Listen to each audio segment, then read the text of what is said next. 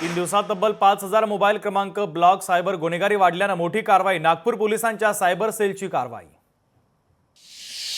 छावा पाहायला आलेले मोक्काचे 2 आरोपी अटकेत. पुण्यातील वैभव थिएटरमध्ये पोलिसांची कारवाई. छावा सिनेमा सुरू असताना अटकेचा थरार.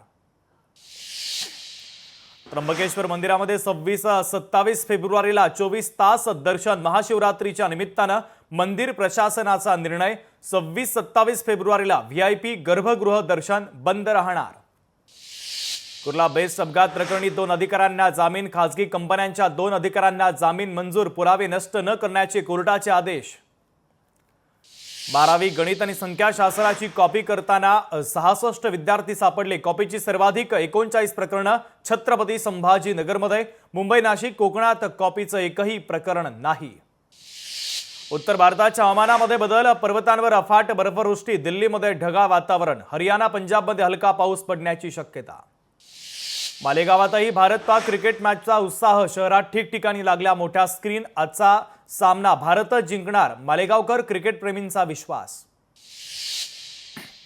वाढवण बंदराच्या जवळ विमानतळ उभारणार. समुद्रामध्ये कृत्रिम बेट उभारत विमानतळ उभारण्याचा प्रस्ताव.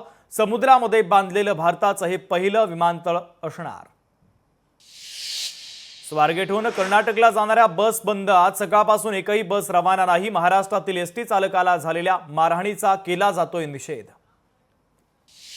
पुण्यामध्ये कर्नाटकच्या बसला फासलं काळं. कर्नाटकमध्ये मराठी ड्रायव्हरला झालेल्या मारहाणीचा निषेध. पुण्यातील स्वारगेटमध्ये शिवभक्तांचं आंदोलन. सोलापूरमध्ये 12वीच्या विद्यार्थ्याची गळफास घेऊन आत्महत्या. दक्षिण सोलापूर तालुक्यातील मंद्रुपमध्ये धक्कादायक घटना. आत्महत्येचं कारण अद्याप अस्पष्ट. लोकशाही मराठी ऐका, पहा, जागरूक रहा.